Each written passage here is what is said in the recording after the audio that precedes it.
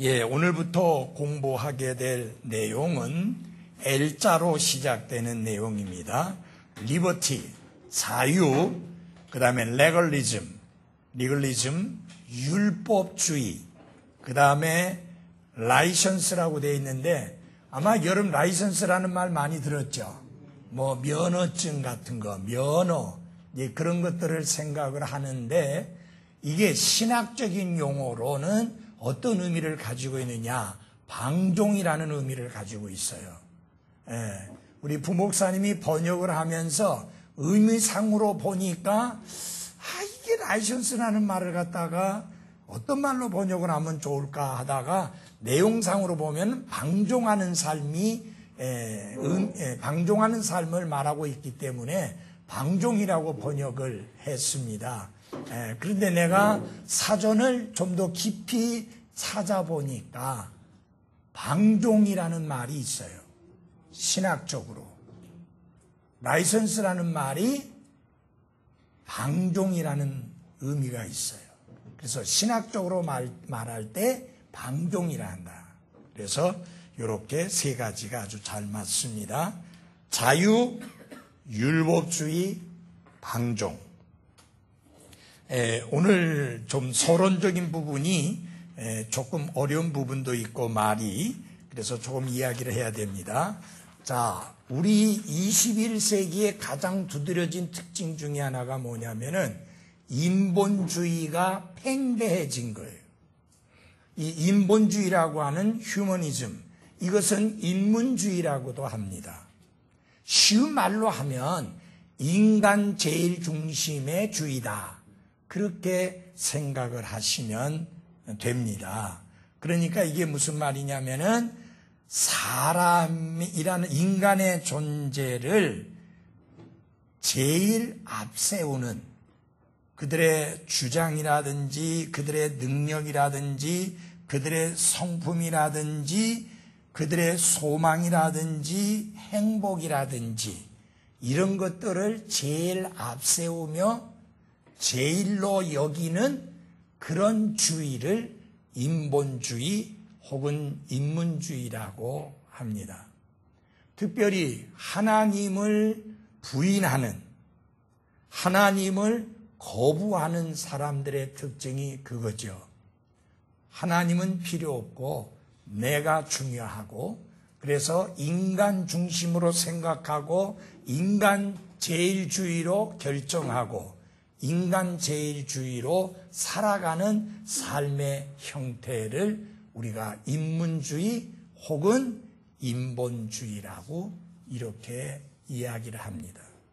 이것이 21세기의 그 특징 중에 하나고 오늘날 많은 사람들의 생각 속에서 가지고 있는 자유에 대한 아주 잘못된 개념이 바로 이것입니다.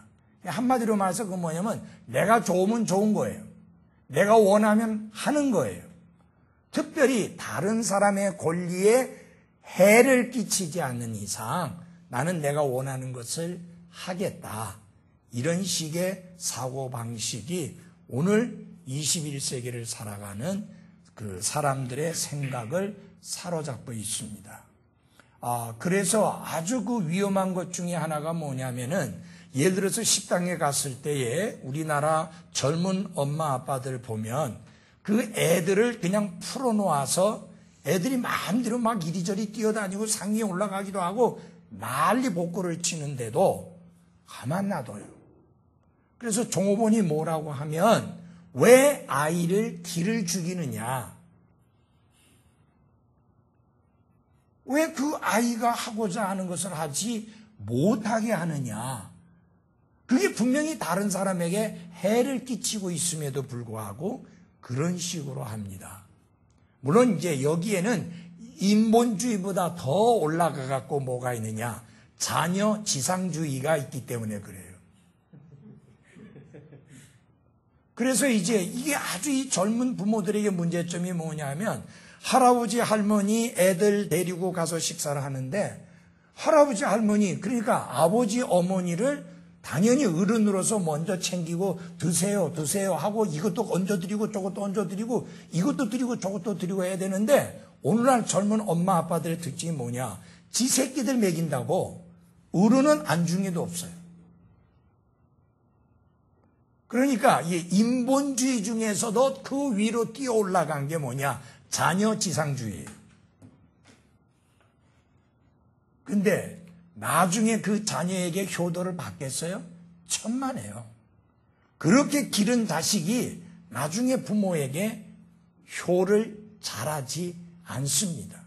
내가 너를 어떻게 키웠는데 그거 말짱 헛말이에요. 나중에 아무 의미 없어요.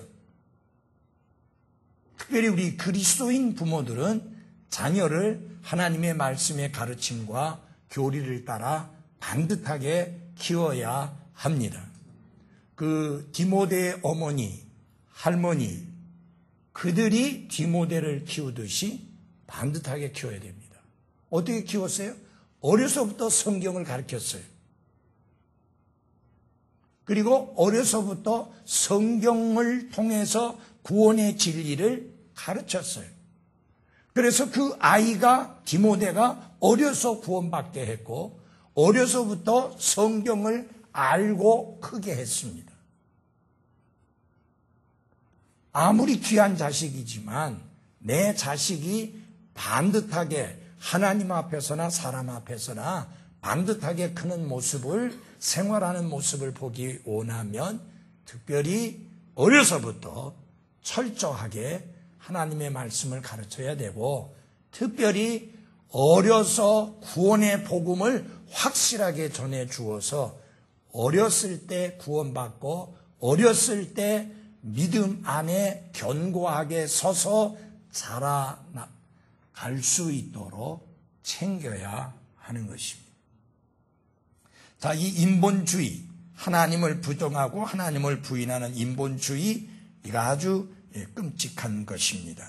그 다음에 거기 보면 도덕적 상대주의라는 철학이 나왔는데 이게 이제 윤리적 상대주의라고 이렇게 합니다. Ethical Relativism, 윤리적 상대주의.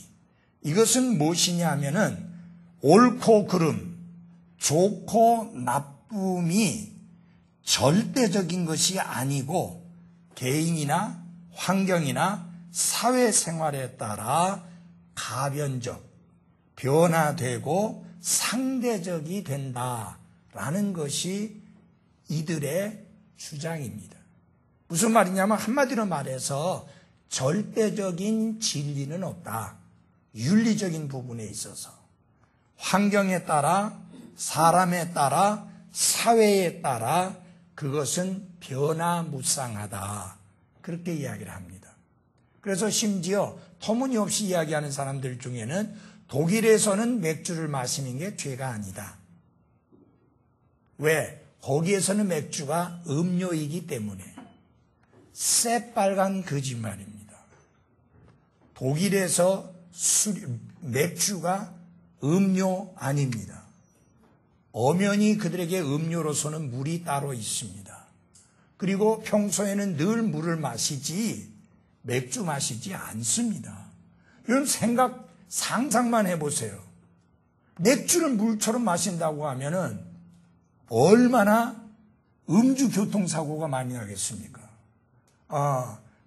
나는 한 번도 맥주를 마셔본 적 없어요. 술 맞죠? 예? 술 맞죠? 먹으면 취하는 거 맞죠?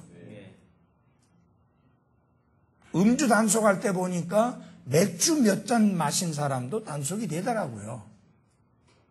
그래서 만약에 독일 사람이 한결같이 그것을 물처럼 마신다라고 할 것 같으면 어마어마한 음주운전 사고가 나게 될 겁니다.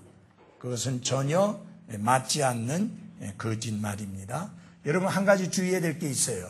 사람들은 상대적인 것을 말하지만 성경 신자들은 절대적인 것을 이야기합니다. 성경 말씀은 절대적인 진리입니다.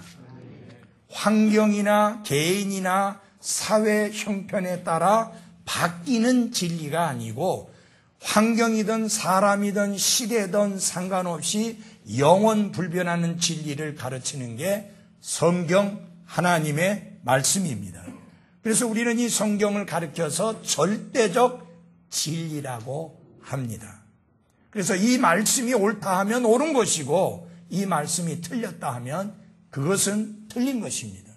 성경이 죄라고 하면 그건 죄고 성경이 죄가 아니라고 하면 그건 죄가 아닙니다. 그래서 선과 악, 죄와 죄가 아닌 것의 기준, 하늘나라 가는 길에 대한 절대적 기준, 그것은 사람이 결정하는 게 아니고 교단이 결정하는 게 아니고 교파가 결정하는 게 아니고 성경이 결정하는 것이고 성경의 결정이 절대적입니다. 그게 아주 중요한 거예요.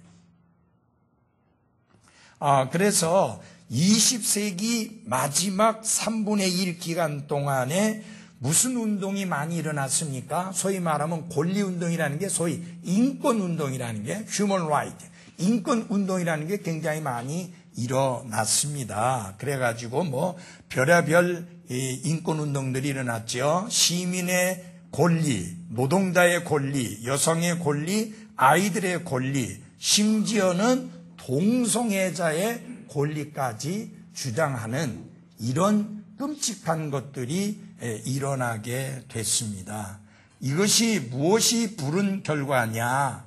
인본주의가 팽배해지면서 부르게 된 결과입니다. 물론 긍정적인 부분은 있어요. 노동자의 권리가 인정되지 않았을 때 우리나라의 서울의 청계천에서 그 여자들이 재봉사할 때 정말 노예처럼 일했습니다. 지금은 그렇게 일하는 사람 없어요.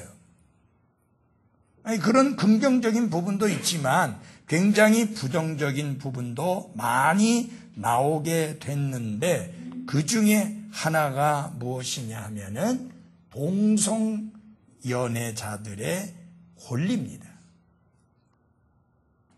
소수 뭐라고 하죠?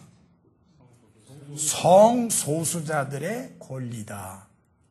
여러분, 동성연애라는 것은 절대로 있을 수가 없습니다. 왜냐하면 하나님께서 처음부터 남성과 여성으로 사람을 지으셨기 때문입니다.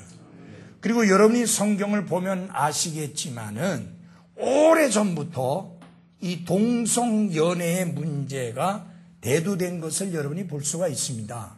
창세기에서부터 나옵니다. 그렇죠? 예.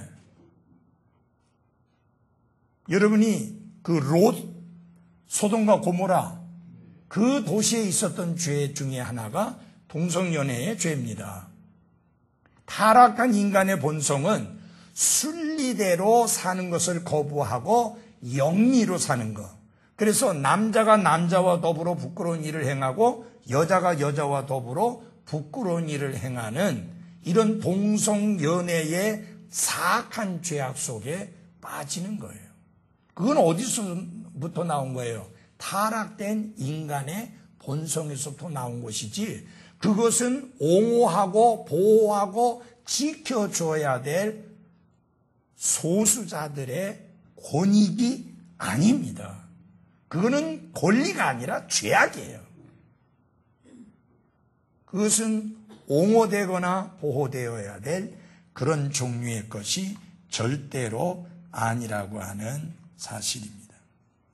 그래서 인권이라고 하는 게 뭐냐면 사람이라면 누구나 태어나면서부터 당연히 가지는 기본적인 권리를 인권이라고 하는데 동성연애자들이 주장하는 그 권리는 절대로 인권에 속한 게 아닙니다. 그건 짐승 같은 짓이에요. 짐승도 그렇게 안 해요.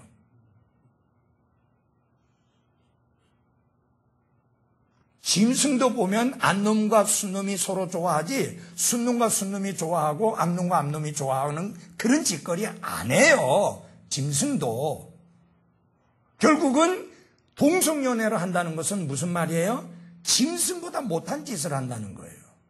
그런 자에게 무슨 인권이 있어요? 그런 자들을 어떻게 옹호해야 됩니까? 지금 정말 안타까운 것은 대구에서 그 동성연애자들을 위한 소위 말하면 축제를 한다고 하는데 그거 반대한다고 하는 그거에 여러분 동의하는 그것 좀 올리셔야 돼요. 페이스북 하시는 분들은. 제가 그거를 동의한다고 해놓고 또 누르니까 한 번에 한 사람이 한 번밖에 못한대. 내가 혼자 할 수 있으면 그냥 뭐 100번이고 1000번이고 그냥 눌러댈라 했더니 그건 안 된대요. 한 사람이 한 번밖에 못한대. 물론 그게 큰 의미가 있을지 아닐지는 모르지만 어쨌든 그것을 반대한다는 의사는 표시해야 되잖아요. 그래서 이 신앙 문제와 관련해서 타 종교와 관련해서 이 세 가지 주의가 있습니다. 그 하나는 뭐냐면은 배타주의라고 하는 거예요. 그것은 무엇이냐면은 기독교 외에 성경이 가르치는 예수 그리스도를 통한 구원의 길 외에 절대로 다른 길은 없다. 그것이 소위 배타주의라고 하는 거예요. 두 번째는 뭐냐? 포괄주의예요. 이게 천주교가 표방하는 거예요. 기독교가 하나님께 나아갈 수 있는 유일한 길이긴 하지만 다른 것도 그런대로 괜찮다. 이런 식으로 포용하는 포괄주의가 있습니다. 여러분, 제가 놀랐는데 사제들이 절간에 가서 거기에 절하고 있는 모습들이 보도된 적이 있어요. 어떻게 교황 그거 가만 놔두는가 모르겠어. 아니, 우리나라 사제들, 신부들이 절에 가가지고요, 단체로 그 부처상 앞에 절을 하더라고. 지난번 초파일 때. 그리고 중들도 또 성탄절에 거기 가가지고 같이 미사 드리고, 그거를 종교적 포괄주의라고 합니다. 더 끔찍한 게 뭐냐? 다원주의입니다. 소위 종교다원주의라고 하잖아요. 포스트 모더니즘, 후기 현대주의의 특징이 하나가 뭐냐? 하나님께 나아가는 길이 하나라고 하는 건 잘못됐다. 하나님께 나아가는 길은 여러 가지가 있다. 그래서 각자 자기들이 좋아하는 대로 원하는 대로 선택하면 된다. 꼭 기독교만이 해답은 아니다. 불교도 해답이고 마호메교도 해답이고 그 다음에 미신들도 해답이고 그런 식으로 이 종교다원주의 사회 속에 지금 여러분과 제가 살고 있습니다. 이제 그러다 보니까 이제 어떤 일들이 벌어지게 되느냐. 이 다원주의의 영향이, 그 사악한 영향이 교회 안에도 들어오고 그리스도인들의 영역에도 침투를 하게 되는 겁니다. 그래서 성경의 절대적인 기준에 대하여 저항을 하는, 그리고 개인적인 쾌락과 소원을 향한 사람 중심적인 그런 형태로 결국은 그것이 진정한 자유인 것처럼 사람들에게 알려지는 그런 상황들이 생기게 된 거죠. 그래서 어떻게 됩니까? 설교가 점점 더 직설적인 설교를 하지 않고 사람들의 귀를 즐겁게 해주는 설교로 바뀌고 있는 겁니다. 지금요, 설교단에서 지옥이라는 단어를 듣기가 너무너무 힘듭니다. 지옥이라는 단어 사용해서 설교하는 목사님들 보기가 쉽지가 않습니다. 혹시 그 교회 다니시는 동안에 구원받지 못한 사람 지옥 간다는 그런 강한 설교를 들어보신 적 있나요? 한 번 들으셨어요? 5년 동안에. 한 번도 없었다. 보세요. 5년 다니셨는데 한 번도 없다 하잖아요. 여러분은 올해 안에만 해도 지옥 소리 수도 없이 들었어요. 예? 금요일에도 수도 없이 들었고. 예. 그러니까 이게 무슨 말이냐? 사람들이 지금 뭐가 대세라고 그랬어요? 인본주의. 그 다음에 뭐가 대세라고요? 다원주의, 종교다원주의라고 그래요. 절대적 진리는 없다. 무엇이든지 하나만 길이 아니다. 길은 다양하게 있기 때문에 편리한 대로 각자 좋은 대로 선택하면 된다. 예? 그거 보세요. 예.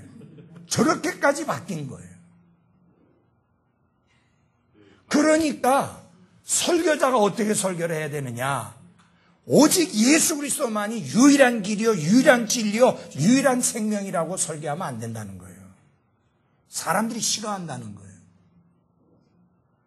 그래서 그렇게 직설적인 설교 말고 두리뭉실한 설교를 하도록 요구받는 시대가 이 시대입니다.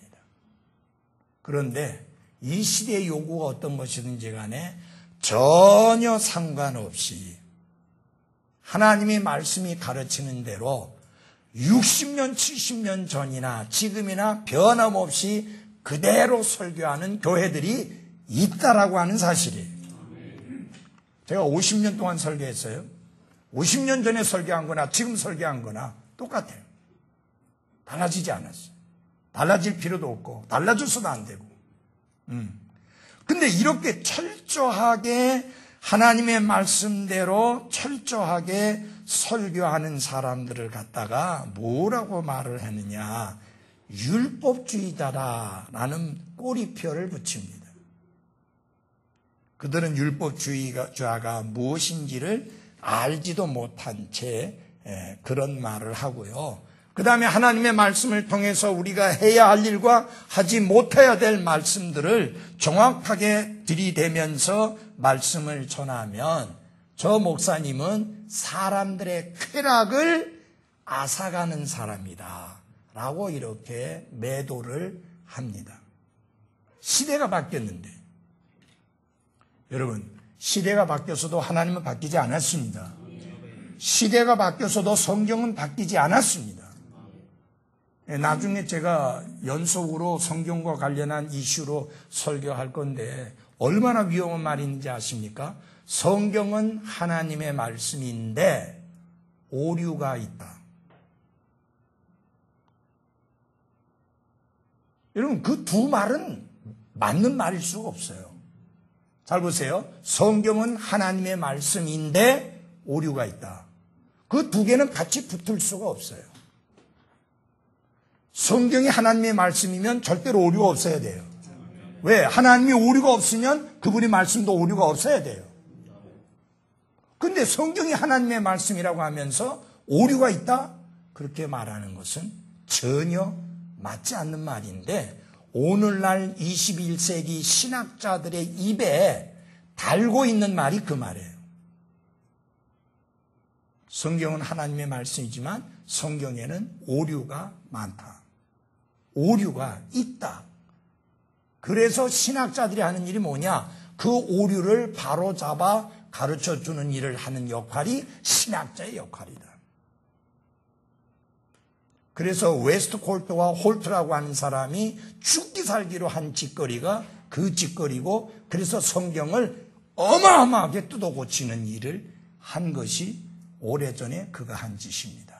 오직 한 가지 일을 근거로 그리스어와 히브리어의 뛰어난 학자라고 하는 것을 바탕으로 그래서 하나님의 말씀에 난도질을 한 거예요. 그러나 여러분, 하나님이 약속하신 것 중에 하나가 뭔지 알아요? 그분의 말씀을 보존하시겠다는 약속입니다. 그래서 하나님은 오염되지 않고 삭제되지 않고 변개되지 아니한 성경을 보존해 오셨고 지금도 보존하고 계시고 그 보존된 성경이 우리말로 옮겨진 것이 킹제임스 흠정려 성경인 거예요. 그 성경이 우리 안에 있다고 하는 것은 정말 이 시대에 우리가 가장 하나님 앞에 감사해야 될 제목 중에 하나입니다. 자, 그러면 우리는 왜 성경 신자들은 그런 사람들과는 종교인들과는 전혀 다른 삶을 살아야 되느냐? 그 이유가 고린도후서 5장 17절에 있습니다. 다 같이 고린도후서 5장 17절을 찾아보겠습니다. 고린도후서 5장 17절.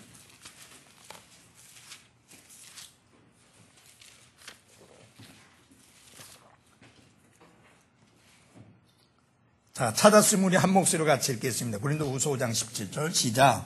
그런즉 누구든지 그리스도 안에 있으면 그는 새로운 창조물이라. 옛 것들은 지나갔으니 보라 모든 것이 새롭게 되었도다. 아멘. 그런즉 누구든지 그리스도 안에 있으면 그는 새로운 뭐다고요? 창조물이다. 여러분은 그리스도 안에 있는 사람이 맞습니까? 이 세상에는 두 종류의 사람이 있습니다. 그리스도 안에 있는 사람과 그리스도 밖에 있는 사람. 근데 그리스도 안에 있는 사람과 그리스도 밖에 있는 사람의 차이는 하늘과 땅 차이보다 훨씬 큽니다. 그리스도 안에 있는 자는 하늘나라에 속한 자예요. 그리스도 밖에 있는 자는 지옥에 속한 자예요. 땅 아래 지옥에 속한 자예요. 전혀 같을 수가 없어요. 우리의 외형은 같을 수 있어요. 그러나 우리의 속 중심은, 그리고 우리의 영원한 운명은 전혀 다른 것입니다. 왜? 우리는 새로운 창조물이니까. 그 다음에 중요한 게 뭐냐면 잘 보십시오. 17절에 뭐라고 말했어요? 옛 것들은 어떻게? 지나갔다. 여러분 잘 보십시오. 정말 구원받은 사람이면, 정말 그리스도 안에서 새로운 창조물이 된 사람이면 다른 사람에게 말할 수 있는 사라져버린 것들이 있어야 합니다. 사라져버린 것. 여기 분명히 말했잖아요. 옛 것들은 사라졌으니, 그죠? 옛 것들은 사라졌으니, 지나갔으니, passed away, old things. 옛 것들은 지나갔으니. 그 다음에 보면 잘 보십시오. 지나가버린, 사라져버린, 없애진 것이 있으니까, 완전히 사람이 달라졌으니까 무슨 말을 하시느냐? 보라. 라고 당당하게 말할 수 있는 거예요. 보라, 모든 것이 새롭게 되었도다. 여러분은 다른 사람에게 당당하게 보십시오. 내가 새로운 사람이 됐습니다. 라고 말할 수 있어요? 아니, 분명히 그렇게 말할 수 있어요? 그래야 되지 맞잖아요, 성경대로. 그러니까 왜 우리가 단순히 교회 다니는 종교인들하고 다른 생활을 살아야 하느냐? 왜 모든 기준도 다르고 가치관도 다르고 인생관도 다르고 생활관도 다르고 왜 모든 부분에서 다르게 살아가야 되느냐? 여러분, 예수님 당시에 바리새인들의 삶과 제자들의 삶이 전혀 다른 것처럼 우리가 그런 외식하는 자, 위선자들과 전혀 다른 삶을 살아갈 수밖에 없어요. 우리에겐 그렇게 살아갈 수 있는 원동력이 우리 안에 있습니다. 바로 그분이 우리 안에 거하시는 성령님이요 예수 그리스도이십니다. 그분이 내 안에 들어오심으로 또 내가 그리스도 안에 들어감으로 옛 것들이 사라지게 했고 모든 것이 새롭게 해 주셨습니다. 내가 고치고 내가 바꾼 게 아니고 예수님이 그렇게 변화시켜 주셨습니다. 그리고 아주 중요한 게 있습니다. 빌립보서 3장 20절입니다. 빌립보서 3장 20절.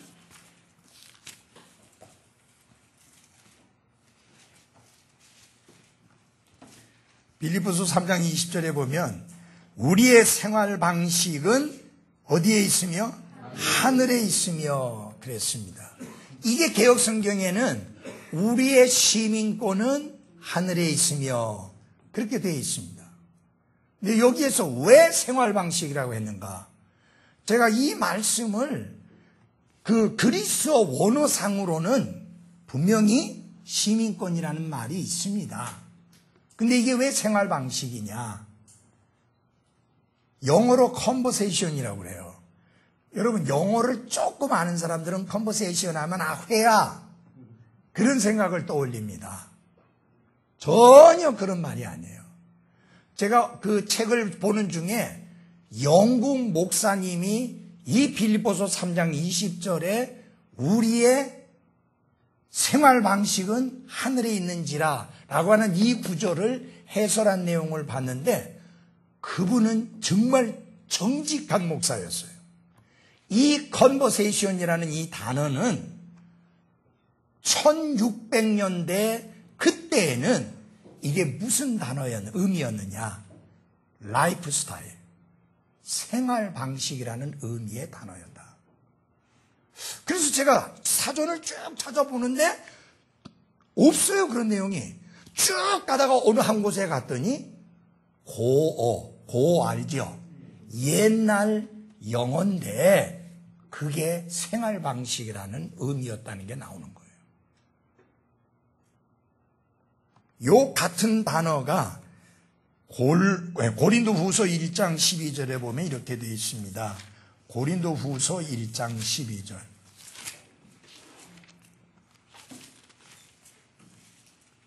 우리가 세상에서 생활할 때에 라고 할 때 거기에 생활할 때라고 하는 게 오른쪽에 영어를 보면 conversation이라고 되어 있어요. 이거를 동사 형태로 하게 되면 생활한다 라는 뜻이에요. 명사 형태로 하면 생활 방식이 되는 거예요. 라이프 스타일 아시죠? 생활 방식. 여러분 잘 보십시오. 우리의 생활 방식은 이 세상에 있는 게 아니라 하늘에 있습니다. 그 하늘의 특징이 뭐예요? 하늘에는 100% 하나님의 뜻이 이루어집니다. 그래서 예수님께서 제자들에게 기도를 가르치시면서 기도해야 될 내용 중에 하나가 뭐냐면 하늘에서 아버지의 뜻이 완전히 이루어진 것처럼 이 땅에서 완전하게 이루어질 것을 기도해야 될 것을 예수님이 가르치셨어요. 기억나요? 네. 아버지의 뜻이 하늘에서 이루어진 것 같이 땅에서도 이루어지이다. 하늘에서는요, 아버지의 뜻이 완벽하게 이루어지는 그런 라이프 스타일이에요. 그런 생활 방식이에요. 우리가 그 하늘에 속한 자예요. 아멘. 그러니까 우리의 생활 방식은 이 땅에서 찾으면 안 돼요. 우리의 생활 방식은 하늘에서 찾아야 되는데 하늘의 생활 방식은 뭐냐? 아버지의 뜻에 절대 복종이에요. 아버지의 뜻에 절대 순종해요. 아버지의 뜻을 절대 거스르지 않는 거예요. 그게 우리의 생활 방식이에요, 여러분. 뭐 내가 마음에 든다고 안 하고, 마음에 든다고 하고, 마음에 안 든다고 안 하고, 기분 좋으면 하고, 기분 나쁘면 안 하고, 그런 게 우리 생활 방식이 아니다, 그 말이에요. 우리의 생활 방식은 하늘에 있다. 하늘에선 천사가, 아이고, 기분이 나빠서 못하겠어요, 하나님. 그런 거 없어요. 뭐 자기 주장 내세우면서 자기 고집 내세우면서 아버지의 뜻을 행하지 않는 그게 없습니다. 하늘에서는 아버지의 뜻이 완벽하게 이루어지는데 우리가 어떻게 살아야 되느냐 하는 생활 방식은 이 땅에 있는 게 아니라 하늘에 있다. 그러니까 천상 우리의 삶은 다를 수밖에 없습니다. 절대적 진리를 옹호할 수밖에 없습니다.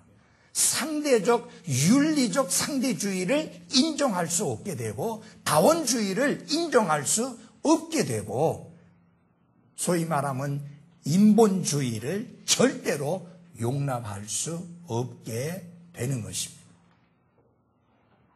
그러니까 다를 수밖에 없는 거예요. 자, 우리 갈라디아서 이제 5장 1절로 돌아가 봅시다. 거기에서 우리 그리스도인들이 어떻게 살아야 되는지에 관한 확실한 말씀이 있습니다. 5장 1절. 같이 한번 읽어보겠습니다. 5장 1절 시작. 그리스도께서 자유로 우리를 자유롭게 하셨으니 그러므로 그 자유 안에 굳게 서고 다시 속박의 멍에를 매지 말라. 그리스도께서 자유로 우리를 어떻게 자유하게 하셨으니 그러므로 그 자유 안에 어떻게 해요? 굳게 서고 다시 속박의 멍에를 어떻게 매지 말라 그랬습니다. 여러분 여기에 이게 엄중한 주님의 명령입니다. 우리를 자유하게 하신 분은 예수 그리스도예요. 근데 우리를 자유하게 하셨는데 자유하게 하신 이후에 우리가 바로 하늘나라로 들어가는 게 아니고 역시 이 죄의 세상에서 살아야 되는 거예요. 죄의 유혹과 죄의 시험이 가득한 사탄이 우는 사자와 같이 삼킬 자를 찾아서 두루 다니고 있는 이 세상에서 우리가 생활을 해야 합니다. 그런데 잘 보십시오. 우리에게 주어진 책임이 뭐냐? 그리스도께서 우리를 그분의 자유로 자유하게 하셨는데 우리가 다시 속박의 멍에를 메어서는 안 됩니다. 잘 보십시오. 우리를 속박하는 것 중에 제일 끔찍한 게 무슨 속박입니까? 죄의 속박입니다. 죄의 속박. 예수님께서 우리를 죄의 속박에서 풀어놓아 자유하게 해주셨어요. 근데 우리가 다시 그 죄에 기어가가지고 그 죄의 속박을 지겠다고 하는 것은, 매겠다고 하는 것은 얼마나 어리석은 삶이냐. 물론 이 말씀의 핵심은 율법주의의 속박을 다시 매지 말라라고 하는 것이지만, 여러분, 율법주의만이 아니에요. 죄의 속박을 매면 안 돼요. 그래서 우리를 가장 험하게 속박하고 가장 고통스럽게 속박하고 가장 무력하게 만드는 속박이 뭐냐? 죄의 속박이에요.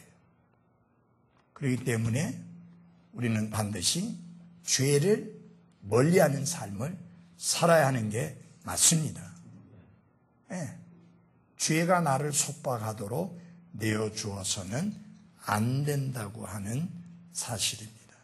그래서 우리는 이 자유라고 하는 복, 이게 어떤 것인지 좀 제대로 알 필요가 있는데, 자유라고 하는 것이 우리가 어떤 일이라도 해도 되는 권리를 가지고 있다는 그런 의미가 아닙니다. 너무나 많은 사람이 그런 식으로 생각하죠. 자유라고 하는 게 내가 하고 싶은 거 마음대로 할 수 있는 게 그런 권리가 자유라고 생각하죠. 그래서 그것은 억제할 필요가 없는 그런 것을 생각하는데 절대 그렇지 않습니다. 여러분, 기차를 한번 생각해 보시기 바랍니다. 기차는 철로 위를 달릴 때만이 자유가 있어요. 그렇죠? 철로 위를 달리는 기차에게 있어서 제일 위험한 게 뭐예요? 탈선입니다. 탈선하는 순간에 많은 사람들이 죽습니다. 탈선하는 순간에 엄청난 사고가 납니다. 그런데 그게 이 철로 위를 달릴 때는 우리 모두를 편하게 해주고 원하는 목적지까지 편안하게 태워다 줍니다. 지금 여러분, 북한 같은 경우에 시속 40km로 가잖아요. 그 가는 거야, 안 가는 거야? 예. 근데 여기 와가지고 시속 200km 이상 300km 막 달리는 기차를 타보니까 애들이 눈이 휘둥그레진 거예요. 근데 지네들 마음대로 표현을 못하고 그 소리 했다가 잘못하면 또 죽을 수도 있거든요.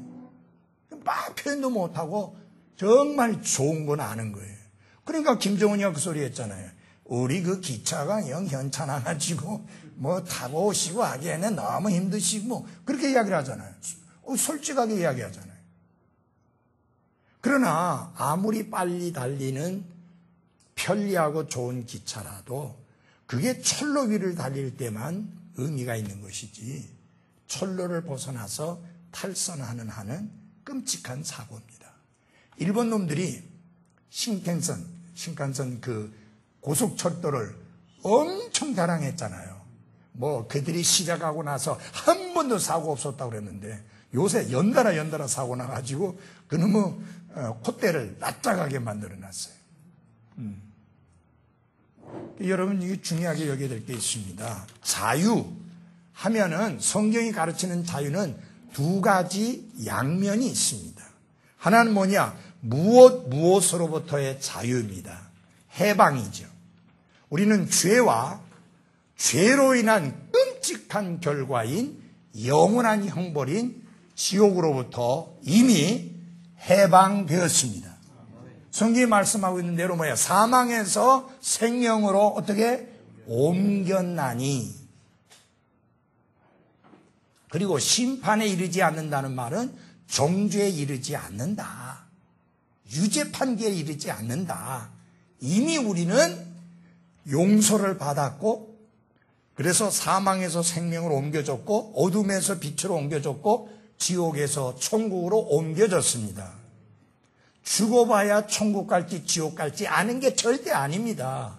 그거는 그때 가서 아는 게 아니고 이 땅 위에서 그 문제가 해결되어야 되고 분명한 확신을 가지고 있어야 합니다. 하나님은 우리가 죽어봐야 천국 갈지 지옥 갈지 알게 하시지 않았습니다. 그리고 그때 너무 늦어요. 맞아요? 내가 죽었는데, 하나님 앞에 섰는데, 내가 천국 들어갈 자가 아닐 때 어찌하렵니까? 그리고 분명히 아셔야 될 것은, 전에도 수차 말씀드렸잖아요. 천국 갈 자와 지옥 갈 자를 갈라내는 심판은 없습니다. 첫 번째, 그리스도의 심판 속에는 오로지 구원받은 거듭난 그리스도인들만 섭니다. 거기에서 보상의 심판이 있을 겁니다. 구원과 상관없이 보상의 심판이 있을 거예요. 그러니까 이 사람이 구원받았는지 구원받지 않았는지 여기서 갈라 세우는 심판은 없습니다.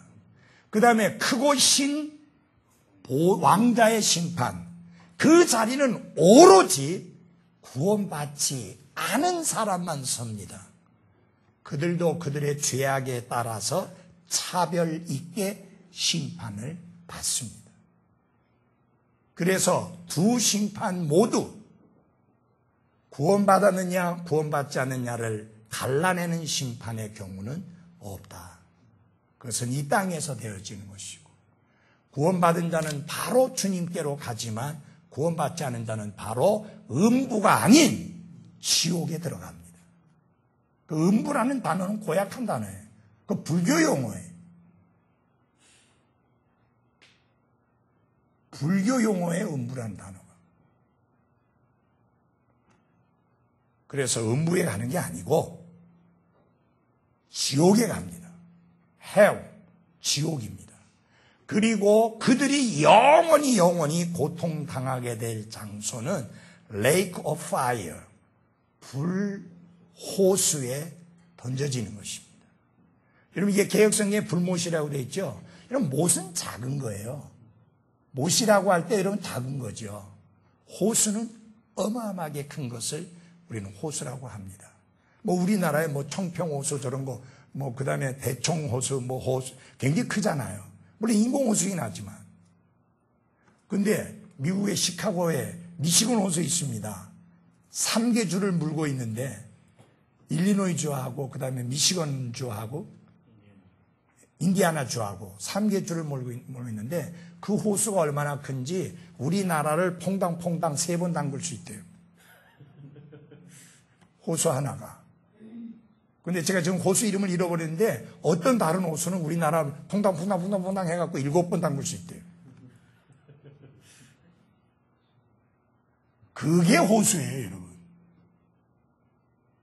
그래서 영어 성경에 Lake of Fire, 불호수다. 거기가 영원히 이를 갈며 고통을 당하는 곳입니다. 지옥은 대기 장소예요. 근데 설교할 때 언제 어떻게 뭐 다 일일이 그렇게 설교하지 못하니까 그냥 결국 지옥에 있는 자가 불호수에 들어가니까 편하게 그냥 지옥에 간다고 설교를 하는 것이죠. 그러나 영원한 형벌의 장소는 불호수입니다. 그 불호수에 던져지기 전에 들어가는 그 장소는 아까 말씀드린 대로 절대 음부가 아닙니다. 그건 불교 용어예요. 불교인들이 만든 어떤 장소예요. 그걸 왜 우리가 써야 돼요? 지옥이라는 단어가 엄연히 있는데, 그래서 구원받지 않은 사람이 죽으면 바로 어디로 가요? 지옥에 갑니다. 거기서 고통 가운데 보내야만 하는 것입니다.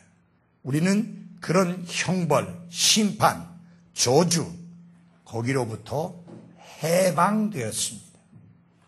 구출되었다 그 말이에요. 근데 또 하나 중요한 것입니다. 무엇으로의 자유다. 그건 무슨 책임을 말하는 거예요. 무엇을 하기 위한 자유예요. 여러분 다 들어보십시오. 에베소서 2장을 찾아가 보시기 바랍니다. 에베소서 2장 8절.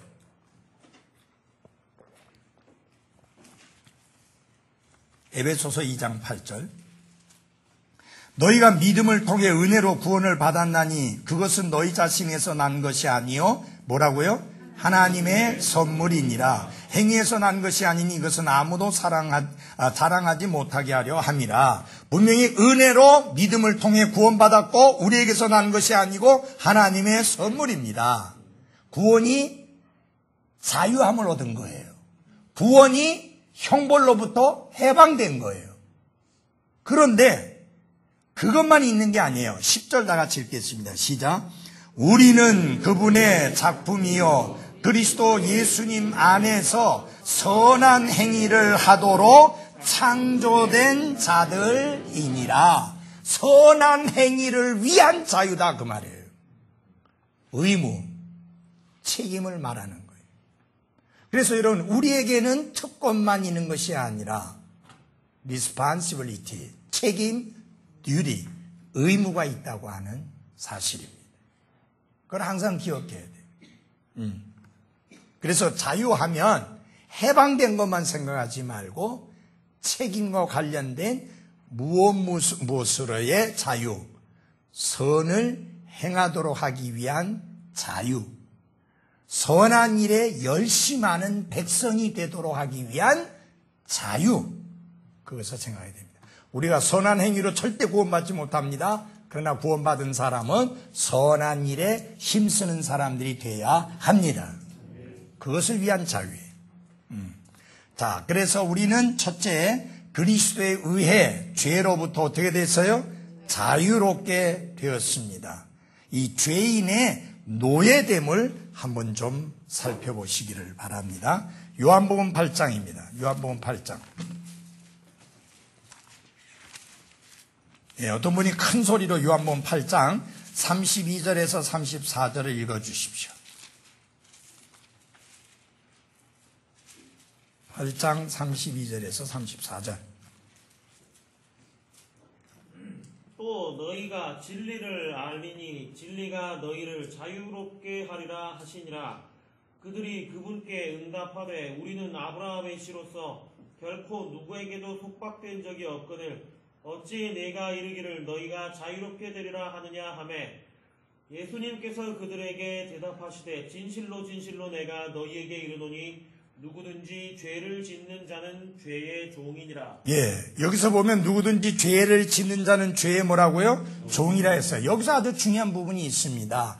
예수님께서 종에 대하여 말씀하셨을 때 이들이 딴 나라에 의해서 속박을 당하거나 딴 나라의 통치를 받아서 그들 밑에서 노예처럼 사는 그런 부분을 말씀한 게 아니라 죄의 노예 생활에 관계된 것을 말씀한 거예요. 근데 이들은 어떤 걸로 들었느냐? 육신적인 것으로 들은 거예요. 마치 니고데모처럼 예수님께서 사람이 다시 태어나지 아니하면 하나님의 왕국을 볼 수 없느니라 하니까 니고데모가 뭐라고 그랬어요? 사람이 늙으면 어떻게 두 번째 날 수 있습니까? 어떻게 다시 태어날 수 있습니까? 예수님이 말씀하신 것은 영적인 출생을 말하는 거예요. 근데 니고데모는 무슨 출생으로 들었는가? 육신의 출생으로 들었어요. 예수님은 죄의 종으로 타는 삶에 대해서 말씀한 건데 그들은 어떻게 들었느냐? 그들 나라가 딴 나라의 속박 아래 들어간 것으로 들었어요. 설사 그렇게 들었다 할지라도 이들은 새빨간 거짓말 하고 있는 거예요, 지금. 뭐라고 말했어요, 33절에? 우리는 아브라함의 씨로서 결코 누구에게도 속박된 적이 없다. 이 새빨간 거짓말이잖아요. 이집트에 430년 동안이나 속박되어 놓고는 바빌론엔 아예 그 나라로 포로로 잡혀가지고 70년 동안이나 속박을 당해놓고는 한 번도 그런 적이 없다. 이거 보면요, 영적으로 다시 태어나지 않은 거듭나지 못한, 구원받지 못한 그들의 영이 얼마나 잘못되어 있는가를 볼 수 있습니다. 거짓말하면서도 눈 깜짝하지 않고 거짓말해요. 예. 근데 예수님이 그 문제를 야 요놈들아, 너희들 이집트에서 430년 동안 속박당한 거, 바빌론에 70년 동안 속박당한 거, 그거 지적할 수도 있으실 텐데 그 말씀 안 하시고, 예수님은 그분이 말씀하고자 하는 주제에서 벗어나지 않는 거예요. 그분이 말씀하고자 하는 건 뭐예요? 죄의 종로로 타는 삶에 관련된 그 말씀을 지금 전하는 거예요. 그러니까 과거에 이스라엘이 이집트에 속박당했던 거, 그런 거 지적 안 하시고, 죄를 짓는 자마다 다 죄의 종이니라 라고 이렇게 말씀을 하셨습니다. 여러분, 죄인은 지금 살아가는 삶이 노예의 삶이에요. 그 주인 중에 가장 사악한 주인이 사탄이고 죄라고 하는 주인이에요. 이 지구상에 노예를 부렸던 사람들 중에 사탄과 죄와 비교할 수 있는 그런 나쁜 주인은 없습니다. 인간은 죄인이고, 그리고 그들은 죄의 노예이다. 그 사실을 예수님이 분명하게 지적하신 것이죠. 자, 근데 여러분이 아시다시피 요한복음 8장을 쭉 읽어보면 이들이 죄의 노예에서 자유케 되지 못했습니다. 왜 그럴까요? 자신들이 죄의 노예라는 사실을 인정하지 않았습니다. 그리고 죄에 노예된 상태에서 자유케 되고자 하는 마음을 갖고 있지 않았습니다. 오늘날도 마찬가지죠. 수많은 사람들이 그들이 근본적으로 본질적으로 죄의 노예임에도 불구하고 그것을 인정하지 않을 뿐만 아니라 인정하지 않으니 죄의 노예에서 자유케 되고자 하는 마음도 없습니다. 이런 생뚱맞은 사람들을 여러분이 전도해서 교회당에 갖다 놨습니다. 설교를 옛날 같으면 그 정도 설교하면 구원받고 싶다고, 죄에서 자유함을 얻고 싶다고 뻘뻘 기어 나오는데 요새는 까딱도 안 해요. 너무너무 사람들의 마음이 단단해졌고 이 영적인 것에 대한 의식들이 너무 없다 보니까 정말 안타까워요. 너무 눈에 혼이 보이는데 저가 구원받지 않고 지금 그대로 집으로 가다가 죽는다면 지옥 가는데 너무 그것을 인식하지 못하는 거예요. 정말 안타까운 일이죠. 자, 히브리서 2장 14절을 보십시오. 죄에 노예된 자들이 공통적으로 가지고 있는 두려움이 있습니다. 인간이기 때문에 가지고 있는 거라고 말하기에는 좀 그래요. 모든 사람이 가지고 있는 공통적인 두려움. 히브리서 2장 14절 15절입니다. 그런즉 자녀들은 살과 피에 참여한 자들이고 또 그분도 마찬가지로 같은 것의 일부를 취하셨으니 이것은 그분께서 죽음을 통해 죽음의 권능을 가진 자 곧 마귀를 멸하시고 또 죽음을 두려워하여 평생토록 속박에 얽매인 자들을 건져내려 하심이니라.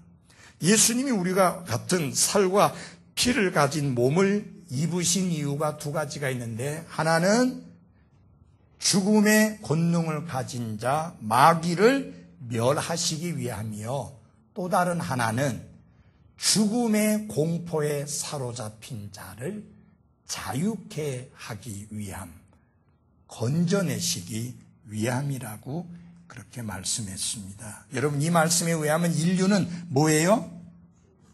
인류는 무엇을? 죽음을 뭐하여? 두려워하여 속박에 얽매여 있습니다. 여러분, 사람이 얼마나 죽음을 두려워하는지 아시잖아요. 그런데 그리스도인들이 죽으면서 그들이 고백한 내용들을 들어보면 주님이 그들을 죽음의 두려움에서부터 그 속박에서 건져내셨다는 사실을 알게 됩니다. 제가 제일 정말 극적인 구원을 목격하게 된 것은 어떤 경우였느냐면 그분이 이 세상을 떠나기 30분 전에 그 엄마하고 딸은 구원받았는데 아버지는 구원받지 못한 상황이었는데 그때 자가용도 없었고 이런 상황 속에 전화가 와가지고 아버지가 오래 사시지 못할 것 같아요. 오셔서 저희 아버지에게 구원의 복음을 좀 전해주세요. 저희 아버지 구원받고 돌아가실 수 있도록. 그래서 제 아내와 함께 급히 버스를 타고 산복도로였는데 가서 이제 그분과 마주 앉게 됐습니다. 거기에 장로교에서 온 장로들도 있었고 뭐 친척들이 뭐 그렇게 교회 다니는 사람들이 많이 있더라고요. 그래서 제가 그분에게 복음을 전하게 됐는데 이분은 한 번도 교회를 나가본 적이 없는 분입니다.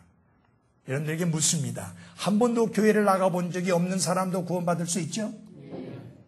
십자가상에서 구원받은 그 강도는 교회를 나가본 적이 없는 사람이에요. 그렇지만 예수님에 의해서 구원받았잖아요. 구원의 확신을 가지고 죽었잖아요. 그 확신도 자기 나름대로 가진 게 아니라 예수님이 직접 주신 확신이에요. 내가 오늘 나와 함께 낙원에 있으리라. 너무 확실하잖아요. 여러분 그가 죽을 때 저주하고 악담하고 죽었겠습니까? 아니요. 정말 평안한 모습으로 죽었을 것입니다. 죽음의 공포의 속박에서 완전히 벗어난 상태로 죽었을 것입니다. 근데 이분에게 복음을 전했더니 그분이 너무너무 열린 마음을 가지고 회개하고 예수 그리스도를 구원자로 주님으로 기꺼이 받아들였고 구원받았습니다. 그래서 말씀을 통해서 이제 구원받은 것을 확신시켜 드리고 이렇게 했더니 자기 아내와 딸들을 불러놓고 여보 그리고 얘들아 딸만 있었어요. 내가 이제 이 세상을 떠나는데 너무 슬퍼하지 마라. 내가 이 세상을 떠나면 하늘나라에 가고 예수님과 함께 있게 된다. 그렇게 이렇게 안심을 시켜주고 그런 말씀을 하셨는데 내가 거기 있는 동안에 돌아가셨어요.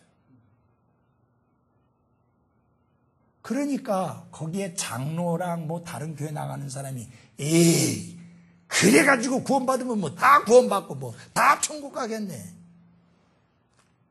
그러면서 빈중되는 거예요. 딱 예수님 당시의 바리새인들하고 똑같은 모습을 보이는 거예요. 그래서 제가 가만히 있을 수가 있어야죠. 그분들에게 사정없이 이야기를 했어요. 당신들의 모습은 꼭 예수님 당시의 바리새인들 같다. 우리가 행위로 구원받냐? 회개와 믿음을 통해서 예수 그리스도를 통해서 구원받는데 십자가상의 강도가 교회 나간 적이 있었느냐? 성경 공부한 적이 있었느냐? 성경을 아는 게 있었느냐? 아무것도 몰랐지만 예수님이 나의 구원자여 나의 주님이란 사실을 믿고 그분에게 나를 구원해 달라고 했을 때 예수님이 야, 너 염치도 없지 평생 죄만 지고 살다가 십자가에서 이제 죽게 되니까 답답하니까 이제 내보고 천국 보내달라고? 안 돼. 그렇게 말씀하셨느냐? 아니지 않느냐? 네가 오늘 나와 함께 낙원에 있으리라고 예수님 말씀하지 않았느냐? 그래가지고 그들의 입을 닫게 만들었습니다. 여러분, 그분은 너무 평안하게 죽음을 받아들였고 그리고 가족들에게도 오히려 안심을 시키고 그렇게 갔습니다. 확실히 죽음의 두려움의 속박에서 벗어난 모습을 지켜볼 수 있었습니다. 한 분은 평생을 유교에 빠져 있었던 사람인데 돌아가시기 3시간 전에 복음을 전해서 구원받은 분. 그분이 그러더라고요. 제가 복음을 쭉 전해드렸더니 내가 이제까지 공자왈 맹자왈 하면서 유교를 붙들고 살았는데 그게 이제까지 나에게 아무런 도움도 되지 못했고 지금 죽어가는 이 마당에 아무 도움도 안 된다. 목사님 저 그때 전도사였는데 전도사님 말씀을 듣고 보니 정말 그 예수님만이 나를 구원할 수 있고 하늘나라 데려간다는 게 확 믿어집니다.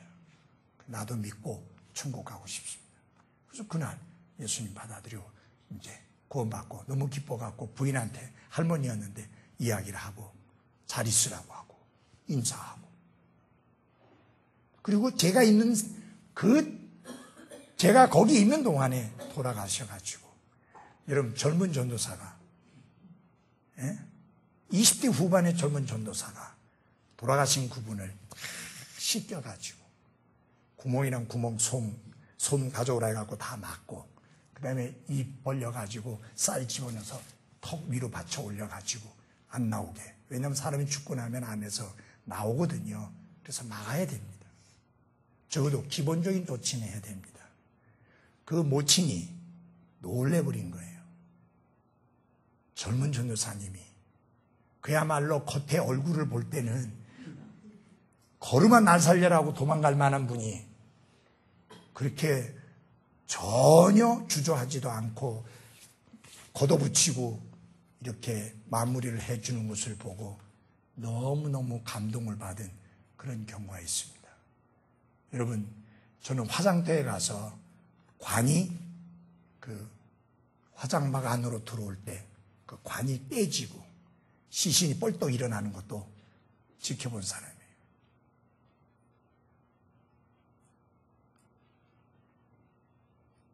그것뿐만이 아니에요.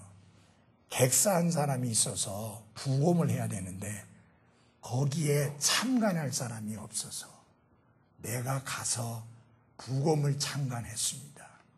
여기 이 골 해가지고 기계로 이렇게 잘라내고 안에 있는 거 이거 갈라서 간, 위 뭐 다 끄집어내는 거 다 지켜봤어요. 여러분, 그 형제가 구원받은 형제였고 교회 안에서 아름답게 섬기던 형제였는데 친척 집에 가서 죽는 바람에 부검을 해야 되는 상황이 됐습니다. 여러분, 만약에 그 육체적 죽음으로 모든 게 끝이라고 하면 그걸 지켜보는 내 마음이 얼마나 아프겠습니까? 그렇잖아요. 그런데 저렇게 객사를 해서 부검을 통해서 갈기갈기 찢어지고 절여되지만 그 혼이 주님과 함께 안식을 누리고 있다는 확신과 믿음이 그런 상황을 지켜보면서도 위로받게 해주는 그런 상황이었습니다. 그만큼 중요한 게 구원의 확신이 죽음의 공포의 속박에서 벗어나게 해주시는 주님이시죠. 예. 자, 갈라디아서 3장 10절에 보면 이렇게 말씀했습니다. 갈라디아서 3장 10절 아주 중요한 말씀인데 한번 같이 읽어보겠습니다. 갈라디아서 3장 10절 시작. 율법의 행위에 속하는 자들은 다 저주 아래에 있나니 기록된 바 율법책에 기록된 모든 것을 행하기 위하여 항상 그것들 가운데 거하지 아니하는 모든 자는 저주받은 자니라 하였느니라. 율법은 사람을 어디 아래 놓습니까? 저주 아래 놓습니다. 여러분, 한 가지 알아야 될 것은 참 요사이도 마찬가지겠지만은 특별히 기성교회에서 목사님들이 잘못 설교하는 것 중에 하나가 뭐냐면 율법을 지켜야지 구원받는다는 말을 어마어마하게 많이 합니다. 이게 굉장히 위험한 말이에요. 택도 아닌 말이에요. 여기 보면은 율법을 지키는 문제와 관련해서 세 가지를 강조합니다. 첫째, 어떻게 율법을 지켜야 되느냐? 율법책에 기록된 대로 지켜야 됩니다. 내 나름대로 지키는 것 같고 안 됩니다. 율법책에 기록된 대로 지켜야 됩니다. 그 다음에 두 번째는 뭐냐? 골라서 알아가지고 취사 선택해서 지키는 게 아니라 모든 율법을 지켜야 합니다. 하나도 빼놓지 않냐고. 모든 율법을 지켜야 됩니다. 하나님의 율법 모든 것을 지켜야 됩니다. 세 번째, 어쩌다 한번 지킨 것으로 된 게 아니고 항상 지켜야 됩니다. 가능해요? 전혀 불가능입니다. 그래서 결국은 저주 아래 놓일 수밖에 없습니다. 율법의 행위에 속한 자들은 저주 아래 있다. 율법의 행위에 속했다는 말은 율법을 지켜 의롭게 되려고 하고, 율법을 지켜 구원받으려 하고, 율법을 지켜 천국에 가려고 하는 자들은 천국이 아니고 저주 아래 있다 라고 말씀합니다. 왜? 율법책에 기록된 대로 지킬 수 있는 사람이 하나도 없고, 모든 것을 지킬 수 있는 사람 하나도 없고, 항상 지킬 수 있는 사람 하나도 없으니까 결과는 저주예요. 그거밖에 없어요. 그리고 율법을 주신 목적 자체가 지켜서 구원받고, 지켜서 의롭게 되고, 지켜서 하늘나라 가기 위함이 아니라 전혀 하나님의 법을 지킬 수 없는 더럽고 추하고 사악하고 연약한 죄인이라는 것을 깨닫고 보여주시고 알려주시기 위해서 주신 게 율법이기 때문입니다. 그래서 율법은 전에도 말씀드린 대로 거울과 같습니다. 엑스레이와 같습니다. 여러분, 거울 아무리 쳐다본다고 더러운 게 깨끗해져요? 그거는 깨끗하게 해야 된다는 것을 지적해주는 역할을 하는 게 거울이에요. 엑스레이. 우리 주한이도 폐렴 걸렸다는 것을 어떻게 알겠습니까? 엑스레이를 찍으니까 폐가 허옇게 나옵니다. 폐렴 걸리면 허옇게 돼요. 그 엑스레이 사진 허옇게 나와요. 그러니까 이게 폐렴입니다 하는 거예요. 보여주는 거지. 엑스레이 찍으면 찍을수록 손해보고 몸에 안 좋지. 도움 하나도 안 돼.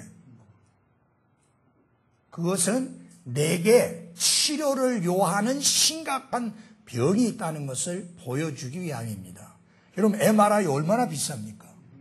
그 찍으려면, 그죠? 근데 그게 무슨 치료해주는 치료제가 아니에요.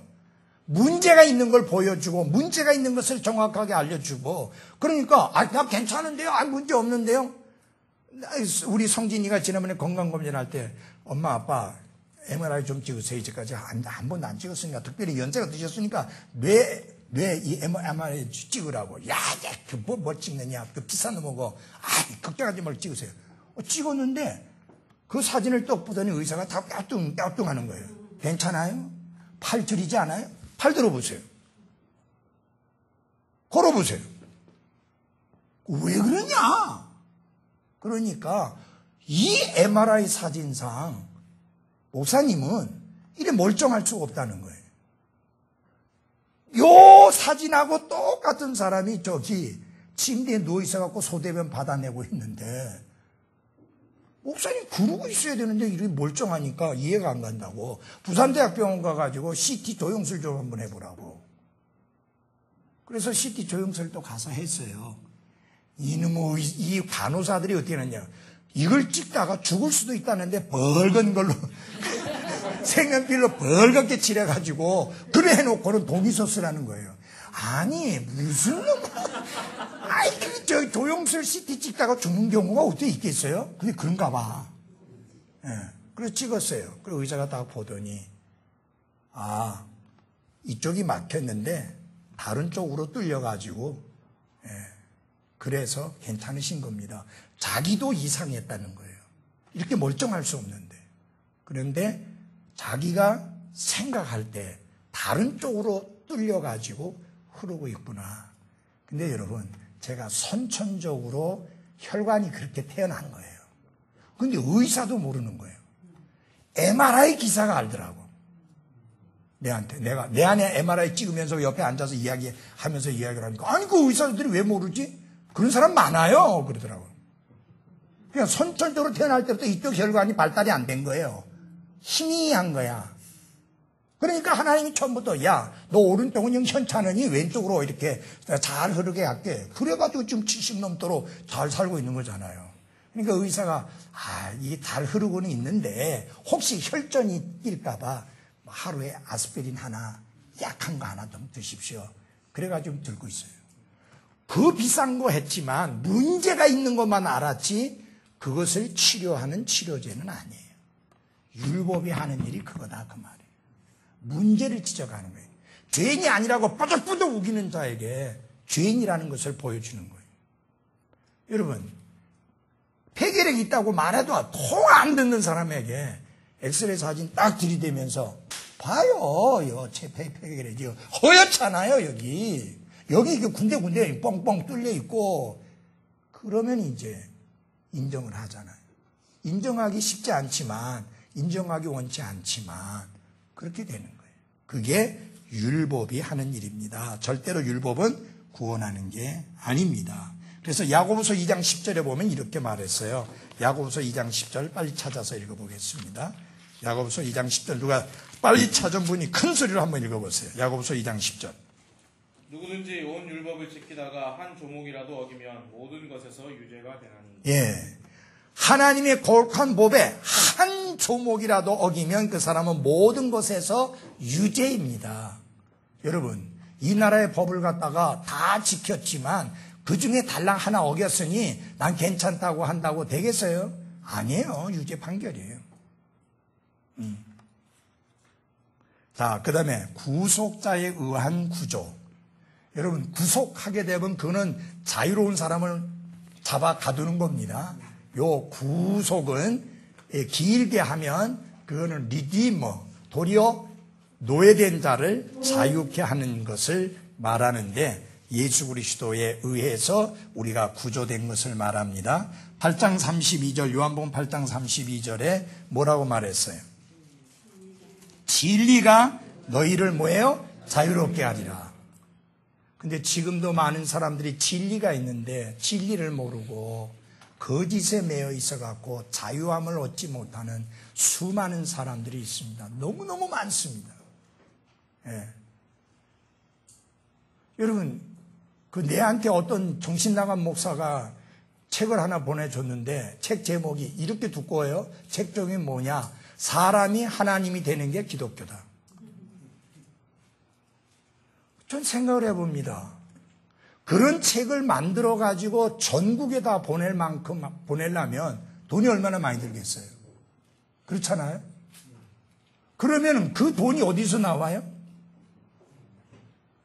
그 거짓 가르침에 속아서 그 거짓 가르침에 속박되어 있는 사람들이 돈을 내놔가지고 인쇄를 해서 책을 만들어서 보내는 거잖아요. 참, 정말 안타깝죠. 뭘 몰라서 진리를 모르니까 자유롭게 되지 못하는 거예요. 우리 저 대전에 있는 요새 우리 식구들은요 요새 너무 행복하고 너무 기쁘대요. 달람 구원만 받았지 그 다음엔 아무것도 몰랐었는데 이제 진리를 하나하나 깨우쳐가면서 너무너무 행복하고 너무너무 기쁘다고. 마치 새로 구원받은 것 같은 감격이 있다고 그렇게 이야기합니다. 자, 그 다음에 예수님 말씀하신 게 요한복음 14장 6절 다 같이 큰 소리로 한번 읽어봅시다. 요한복음 14장 6절 대부분이 외우잖아요. 그죠? 요한복음 14장 6절 같이 읽어보겠습니다. 큰 소리로 시작.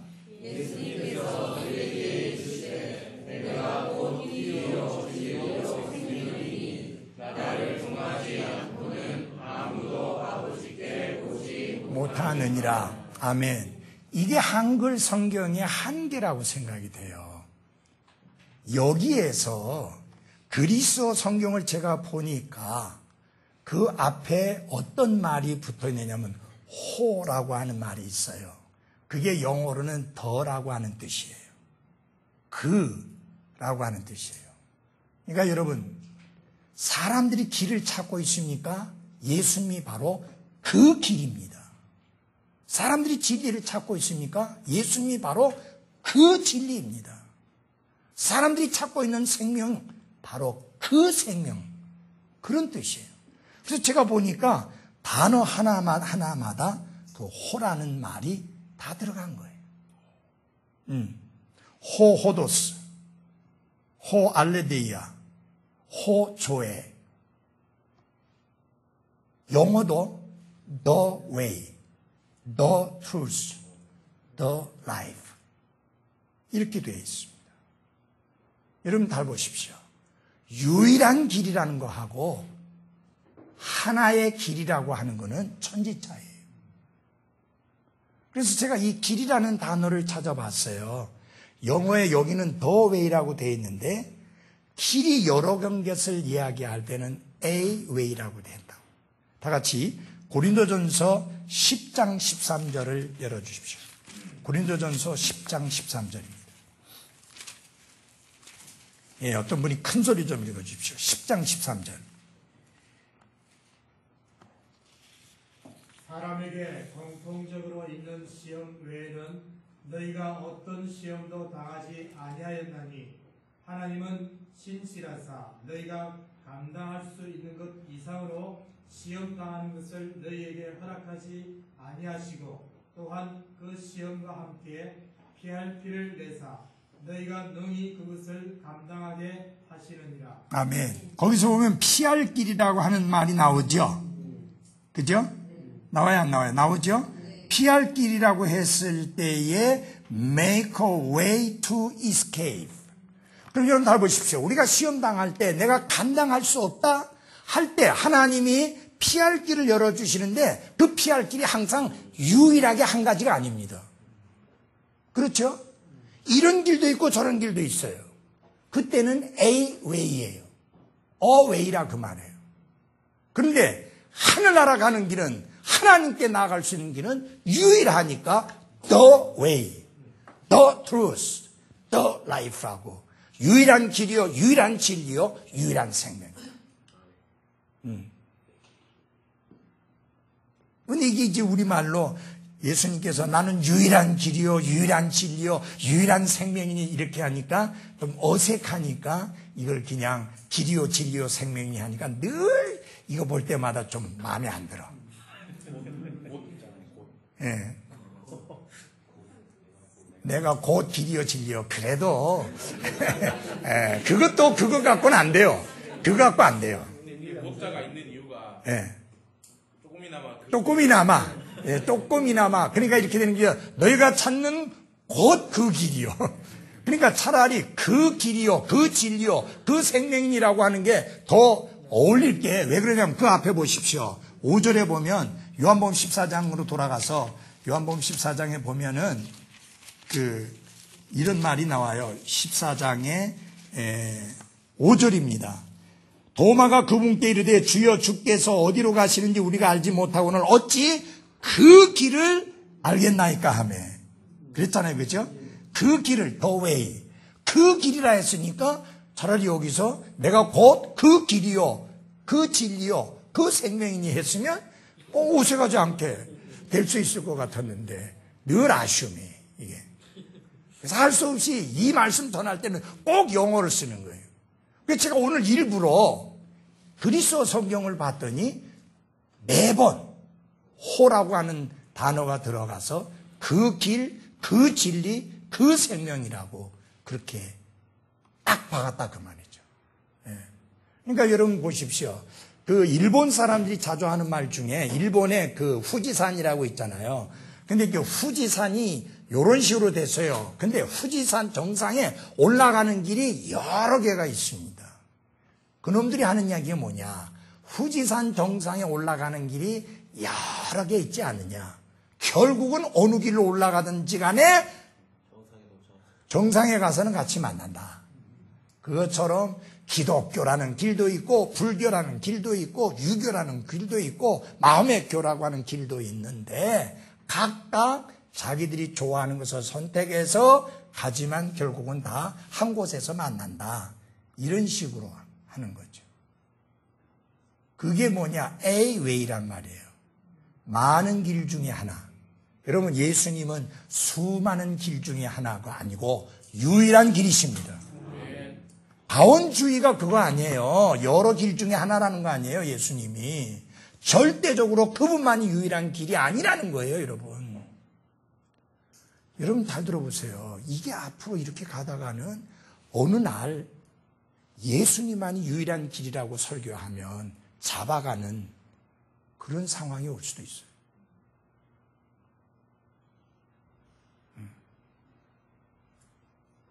지금 그런 분위기가 영국에도 조금 있고 미국에도 조금 있어요. 그 다음에 대놓고 동성연애가 죄악이다라고 설교하면 잡혀가고 벌금 물고 하는 상황이 올 수 있습니다. 마지막 때.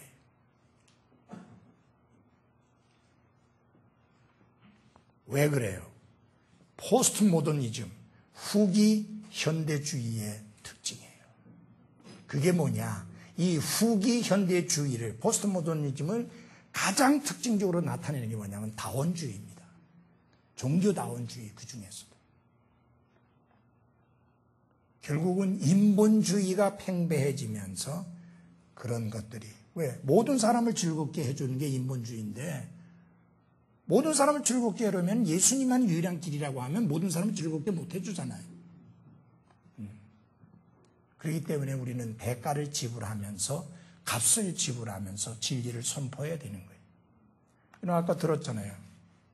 5년 동안 교회 나가셨는데 지옥이라는 단어 한 번도 못 들으셨다잖아요. 그것만이겠습니까? 하나님의 두렵고 무서운 영원한 형벌과 심판이라는 말, 그런 강하고 확실한 말씀을 잘 못 들으셨을 수도 있다는 이야기예요. 지옥을 말을 안 했다면. 그러면 지금 오늘날 교회가 주로 설교하는 내용이 뭡니까? 불행합니까? 행복하기 원합니까? 행복을 찾습니까? 예수님께로 오십시오. 예수님이 여러분에게 행복을 주십니다. 평안이 없습니까? 예수님께로 오십시오. 예수님이 평안을 주십니다. 쉼이 필요합니까? 예수님께로 오십시오. 예수님이 쉼을 주십니다. 근데 여러분, 쉼이 어떻게 오는 거예요? 죄 문제를 해결해 줘야 쉼이 있는 거 아니에요? 평안이 어떻게 와요? 하나님과 원수된 관계에서 화해를 해야지 평안이 오는 거죠. 행복 어디서 와요? 시편 37편에 보면 죄들을 용서받는 자에게 행복이 있다고 그랬지. 죄 문제 그대로 가지고 있는데 행복이 있다고 말씀 안 했어요. 죄를 피하고 피를 피하고 예수 그리스도의 보배로운 피를 말하지 않고 행복을 말하고 평안을 말하고 기쁨을 말하는 것은 정말 이단적인 잘못된 가르침입니다. 그래서 여러분, 사탄이 이 시대의 설교단에서 설교자에게서 제거해버린 게 뭐냐? 예수 그리스도의 피에 관한 설교요, 지옥에 관한 설교요, 천국에 관한 설교요, 강력한 심판과 구원에 관한 메시지를 쏙 다 빼버리고 심리학에 물든 설교를 하게 만드는 거예요. 여러분, 말들이 얼마나 부드러워집니까? 설교가. 직설적인 표현 없어요. 그리고 어디서 국문학을 그렇게 열심히 공부해가지고 얼마나 그 표현이 정말 부드럽고 아주 그 문학적인지. 여러분, 그런 문학적인 이야기는 문학가 앞에 그 소설가나 작가한테 가서 들으면 훨씬 더 멋있는 말 들을 수 있어요. 사람이 예배당을 찾는 이유는 하나님의 말씀을 듣기 위해서입니다. 그런 심리학적인 이야기를 듣기 위해서가 아니죠. 그래서 우리 갈라디아서 5장 1절 아까 봤잖아요. 그러므로 뭐예요? 갈라디아서 5장 1절. 요한복음 14장 6절 봤고, 그 다음에 요한복음 8장 36절. 아들이 너희를 자유롭게 하면 너희가 뭐예요? 참으로 자유롭게 되리라. 여러분 잘 보십시오. 진정한 자유는 예수 그리스도를 통해서만 옵니다. 다른 길 없습니다. 고린도후서 3장 17절 보면은 이거 좀 같이 읽어 주십시오. 고린도후서 3장 17.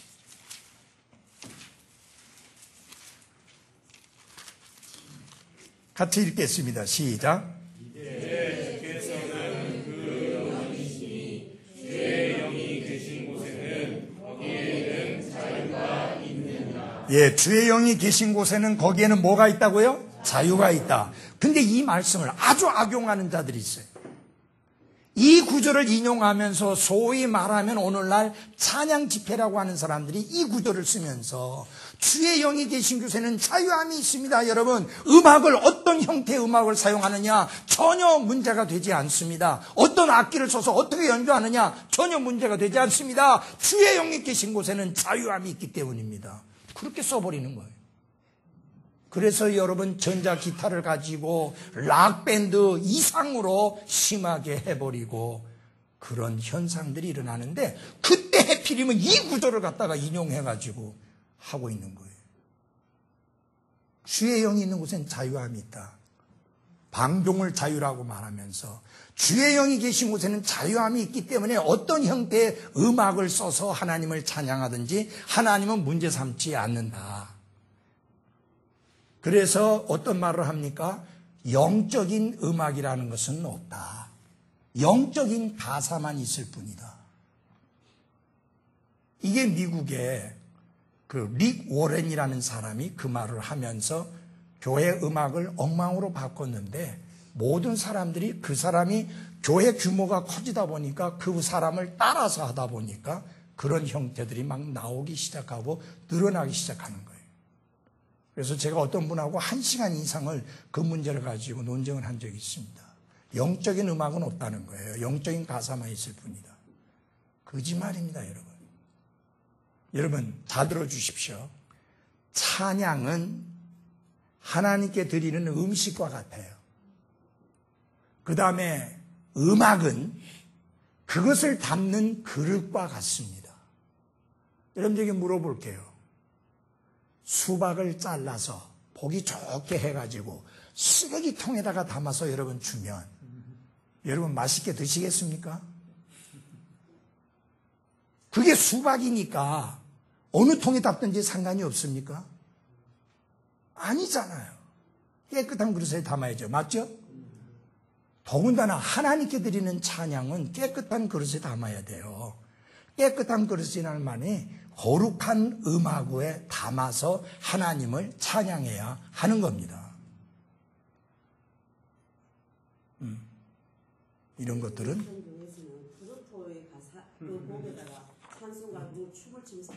예, 그러니까요. 예.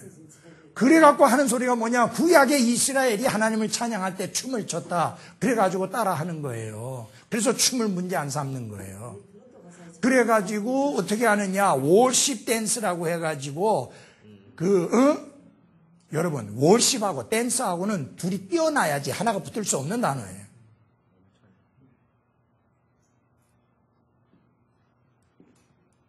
자, 이스라엘이 그렇게 했으니까 우리가 지금 그렇게 한다. 그러면 나머지 이스라엘이 했던 걸 왜 같이 따라 안 해요? 왜 그것만 따라해?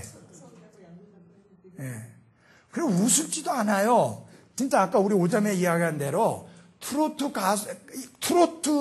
그 음악에다가 그 멜로디에다가 찬송을 갖다 붙이니까 가만히 앉아서 노래를 못해. 춤을 춰야 돼, 이게. 춤을 춰야지 되는 거예요. 어깨를 들썩거려야 되고. 여러분, 내가 늘 이야기를 하지만 찬양은 내가 하나님께 드리는 것이지 내가 즐기는 게 아니에요. 엔조이 하는 게 아니에요, 내가.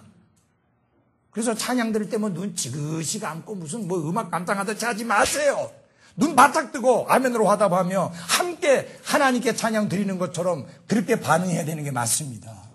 우리는 음악 감상회가 아니에요, 여러분. 특송은 다른 사람이, 재주 있는 사람이 노래 부르는 걸 내가 감상하는 시간이 아니에요. 그래서 늘 이야기하잖아요. 찬양하고 앞에 나왔을 때 인사하지 마라. 공연이 아니다. 그래서 공연은 인사를 해야 돼요. 내 공연을 좀 잘 봐달라고. 그리고 박수 좀 많이 보내달라고. 공연이니까. 사람들로 또 호응받아야 되고 인정받아야 되잖아요. 여러분이 앞에 나와서 특송한다고 섰을 때 사람들에게 인정받으려고 하는 거 아니잖아요. 맞아요? 그 사람들에게 인정받으려고 하는 거 아니에요. 하나님께 특별하게 찬양을 드리는 거예요. 그 많은 사람 중에서 내가 대표로 나와서 그 모든 분들을 대표해서 하나님께 찬양을 드리는 거고, 거기 앉아있는 사람들은 그것을 들으면서 함께 예, 저 찬양이 바로 내 찬양입니다라고 아멘으로 화답하는 거예요. 그게 찬양이에요. 그게 스페셜송, 특별한 찬송이에요. 공연이 아니니까요. 그래서 그런 부분들을 분명히 확실히 해야 합니다. 아시겠죠? 예. 로마서 8장 2절. 로마서 8장 2절.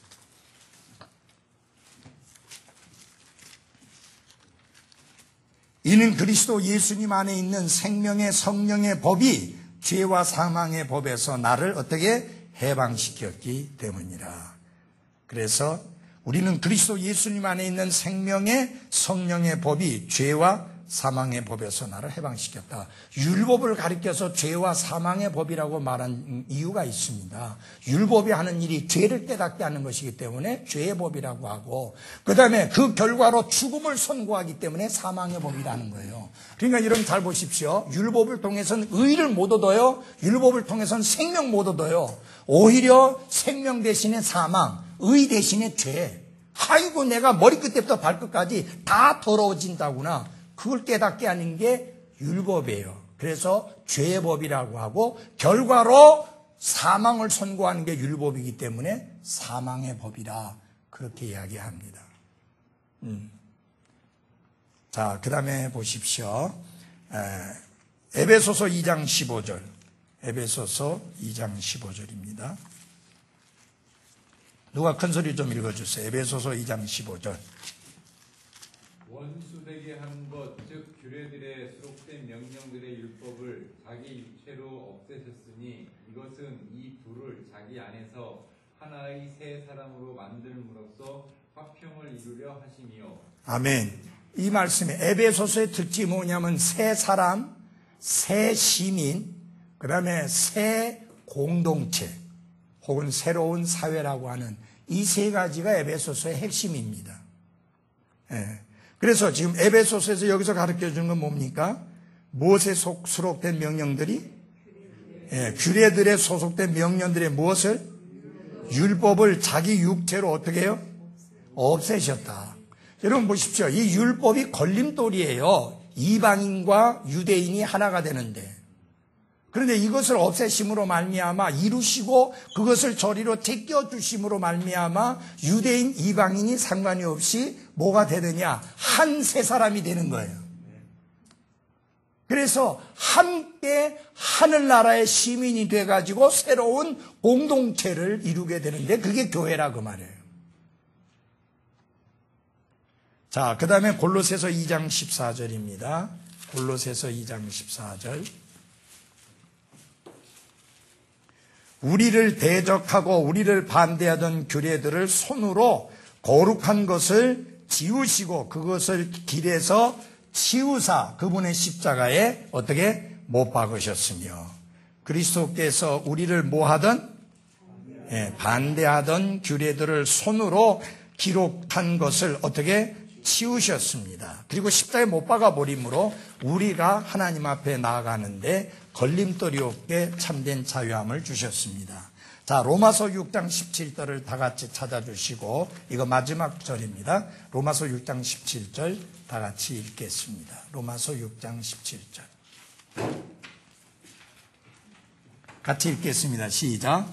그러나 하나님께 감사하리로다. 너희가 죄의 종이었으나 너희에게 전달된 교리의 그 틀에 마음으로부터 순종하고 우리가 복음을 어떻게 함으로? 마음으로부터 어떻게 순종하였을 때까지 우리는 죄에 뭐였어요? 종이었다. 죄의 종이었던 우리가 복음을 통해서 자유함을 얻었습니다. 그래서 이 복음은 우리를 자유케 하는 복음이다. 어둠에서 빛으로, 사망에서 생명으로, 종에서 자유한 자의 삶으로 바꿔놓는 것이 복음의 능력입니다. 기도하겠습니다.